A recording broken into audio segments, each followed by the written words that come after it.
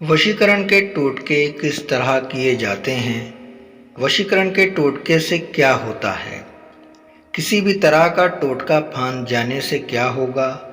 किसी भी तरह के टोटके को करने के बाद उसका उल्टा असर कैसे दिखेगा? या किसी को वश में करना है, उसको अपने प्यार में दीवाना बनाना है, तो कौन सा टोटका करना चाहिए? चलिए दोस्तों, आज मैं आपको अपने चैनल GH TV के ऊपर पूरी जानकारी दूंगा।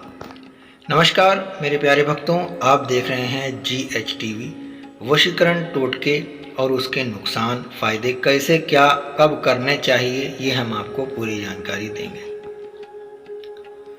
दोस्तों, स्क्रीन के ऊपर आपको एक टोटका जो कि बहुत ही भयानक तरीके से किसी ने किया है, वो आपको स्क्रीन के ऊपर मैं दिखा रहा हूँ। अब ये कैसे किया गया है और इसका नुकसान क्या होगा, क्योंकि किसी ने मुझे फ़ोटो खींच करके मेरे व्हाट्सएप पर भेजा था कि मैं ये नांग गया हूँ, इसके नांग जाने से अब मेरे साथ क्या होगा। तो वही जानकारी मैं आप लोगों के साथ भी साझा करना चाहता हूँ, क्योंकि आप भी कभी न कभी कोई न कोई टोटका नांग गए होंगे।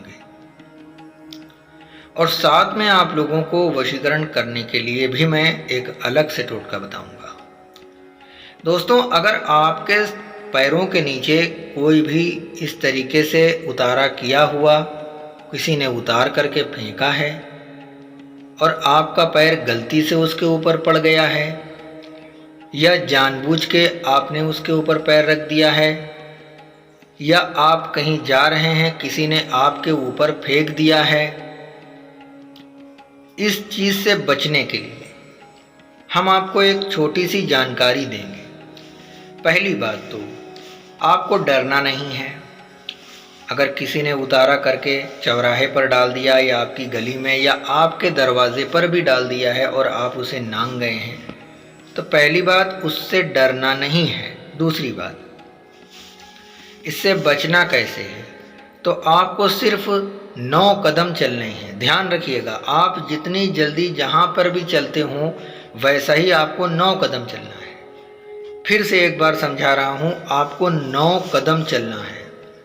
जब आप 9 कदम पूरे चल चुके तो अपना चप्पल या जूता जो भी आपने पहना है उसको उतारें और दोनों चप्पल या जूते के ऊपर थुकथुकाएं कम से कम 3-3 बार, और उसको आपस में लड़ा दें। उसको इतनी ज़ोर से लड़ाइए कि 9 कदम से उस टोटके तक के ये आवाज़ पहुंच जाए। अब आपके ऊपर ये टोटके का कोई भी बुरा प्रभाव नहीं पड़ेगा और ना ही आपके साथ में कुछ भी ऊंचा नीचा होगा।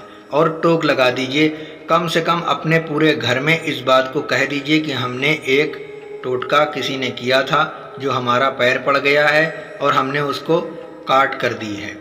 ऐसा आप अपने घर में कम से कम 2-4 लोगों से कह दीजिए, बस उसकी टोक लग जाएगी और उसका असर आपके ऊपर, अगर बुरी किसी ने किया है तो उसका असर नहीं होगा।